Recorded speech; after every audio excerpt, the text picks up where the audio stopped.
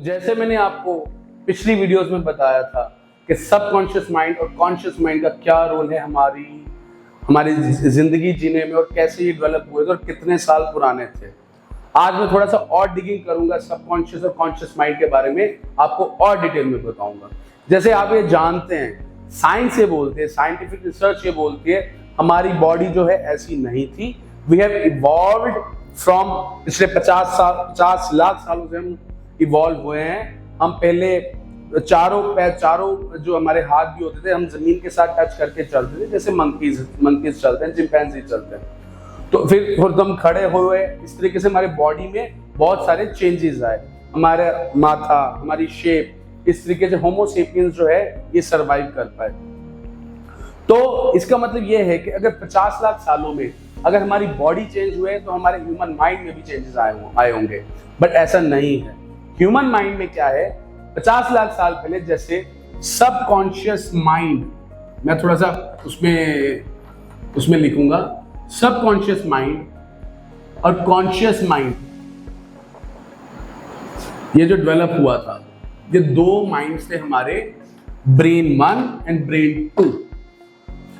ये जो subconscious mind था ये जब डेवलप हुआ था आज से 5 मिलियन साल पहले। ऐसा नहीं है कि जैसे हमारे बॉडी स्ट्रक्चर में चेंजेस आए, हमारी बॉडी में चेंजेस आए, तो ऐसा नहीं है कि सबकॉन्शियस माइंड में भी चेंजेस आए होंगे। सबकॉन्शियस माइंड हमारा उसी तरीके से काम करता रहा। हुआ क्या कि सबकॉन्शियस माइंड के पैरेलल में एक और न्यू ब्रेन डेवलप हो गया, जिसको हम बोलते हैं कॉन्शियस माइंड। तो इसका मतलब ये है कि सबकॉन्शियस माइंड और कॉन्शियस माइंड दोनों पैरेलली काम करते हैं। पैरेलली उनका आपस में काम करने का तरीका है। तो जो कॉन्शियस माइंड है, जैसे मैंने आपको पहले भी बताया था, रिसर्च करना, एनालिसिस करना, किसी चीज का कंपैरिजन करना, ये सब कॉन्शियस माइंड करता है। और इंट्यूशंस के बेसिस पे रिपीटेटिव डिसीजन लेने में, डे टू डे काम करने में, डे टू डे स्टेयर्स चढ़ना, स्टेयर्स उतरना, ब्रश करना, गाड़ी चलाना, बातें करना, सोचना, तो ये सब चीजों में सबकॉन्शियस माइंड हेल्प करता है। तो दैट मीन्स सबकॉन्शियस माइंड के अलग तरीके के काम है, कॉन्शियस माइंड के अलग तरीके के काम है। अब सवाल ये आता है कि सबकॉन्शियस माइंड ज्यादा पावरफुल है कि कॉन्शियस माइंड ज्यादा पावरफुल है। इसके बारे में थोड़ा सा समझते हैं।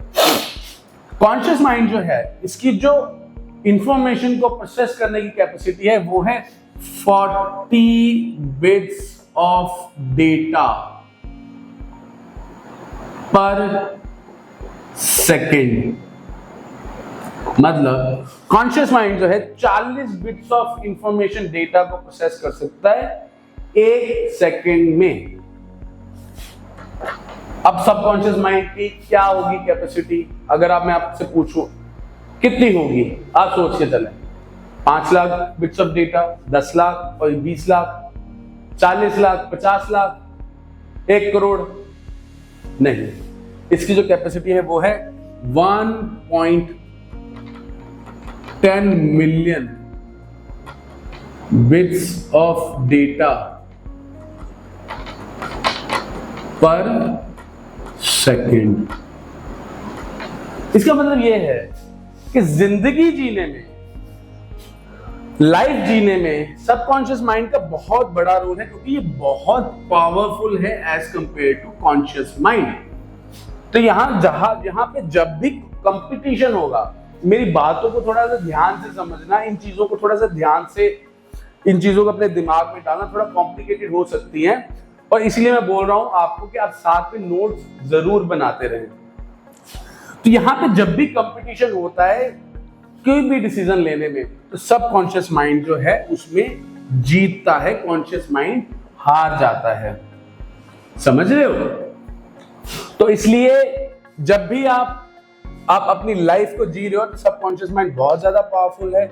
इसकी कैपेसिटी है 1.10 मिलियन बिट्स ऑफ डेटा को प्रोसेस करने की पर सेकेंड। इसकी जो 40 बिट्स ऑफ डेटा प्रोसेस करने की इसकी कैपेसिटी है पर सेकेंड।